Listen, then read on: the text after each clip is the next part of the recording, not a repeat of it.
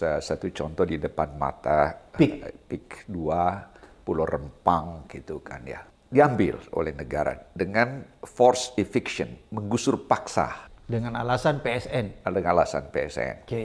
Lalu alasan PSN ini, kalau di Pulau Rempang itu, ada orang Cina mau bangun pabrik gelas. Ya. Jadi ya kalau mau bangun pabrik gelas ya mungkin 1 hektar itu sudah cukup luas lah ya, kan 10.000 meter persegi. Tapi orang Cina tidak mau.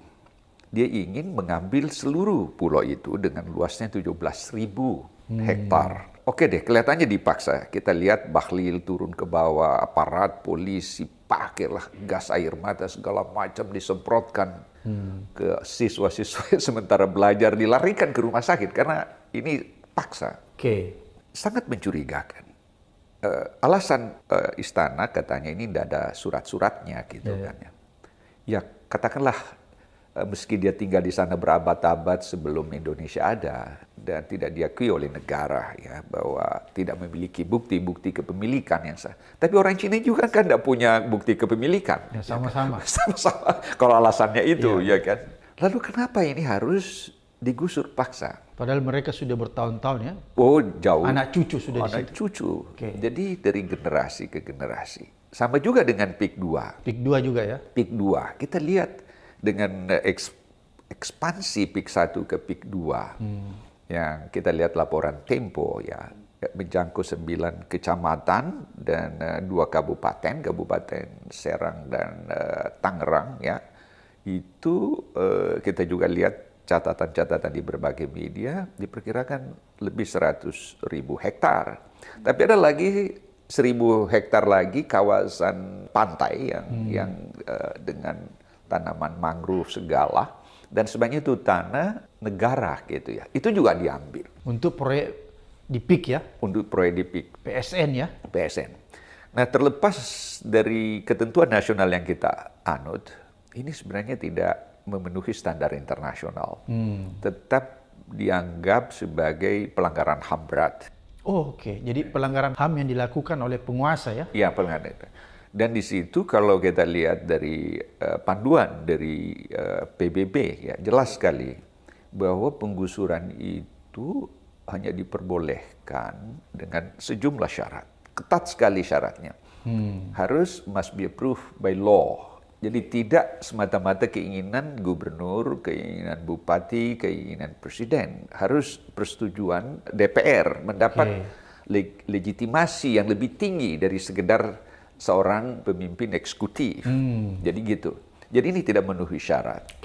Yang kedua... Berarti PIK 2 ini nggak memenuhi syarat? Nggak memenuhi syarat. Jadi PSN ini tidak legal dilihat dari ketentuan internasional. Ini di PIK 2 ya? Iya, di PIK 2. Karena dia tidak mendapat status PSN itu dia dalam undang-undang yang formal, dia jadi acuan. Ada kriteria. Ada kriteria. Dan yang kedua, kalau toh memang harus digusur tanah ini mau diambil ya tanah adat ini, itu harus melalui negosiasi dengan masyarakat adat yang ada di sana atau pemilik atau yang sudah menghuni di situ berabad-abad atau bertahun-tahun dari generasi ke generasi. Dan harus dipastikan kriterianya bahwa dia mendapatkan taraf kehidupan yang mungkin sekian kali lipat lebih baik daripada sebelumnya. Dan kompensasinya disepakati bersama. Jadi ada proses dialog timbal balik ya? Ada proses dialog timbal balik. Dan kalau toh sudah harus digusur karena sudah ada mekanisme kesepakatan ya. Panjang lagi prosesnya. Tidak boleh dilakukan itu kalau musim ujian. Musim ujian anak sekolah. Anak sekolah, karena kasihan anak ini kan masa depan. Tidak bisa dilakukan kalau hari-hari besar hari negara. Raya.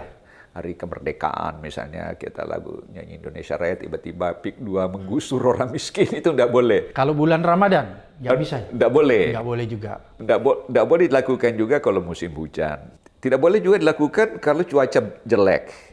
Tidak boleh juga kalau misalnya penggusuran lakukan subuh-subuh orang tidur tiba-tiba rumahnya digusur. Itu tidak boleh. Jadi, panjang. Syaratnya berat ya? Oh berat sekali.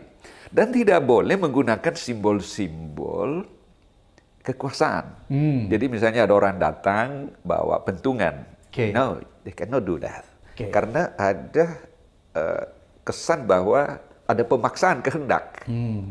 Apalagi kalau bawa panser, water cannon, siram orang dengan air gitu, dengan gas air mata, itu tidak boleh. Ini di Pulau Rempang kan anak-anak dilarikan ke rumah sakit. Jadi semua kebiadaban-kebiadaban yang menurut standar internasional tidak boleh dilakukan. Tapi kenapa kita melakukan itu semua? Ya, saya juga heran juga Pak Abraham ini. Jadi pemerintah ini nyata-nyata telah melanggar hak asasi manusia karena dia melakukan. Melakukan. Ya. Itu pelanggaran HAM berat ya, Prof? Pelanggaran HAM berat.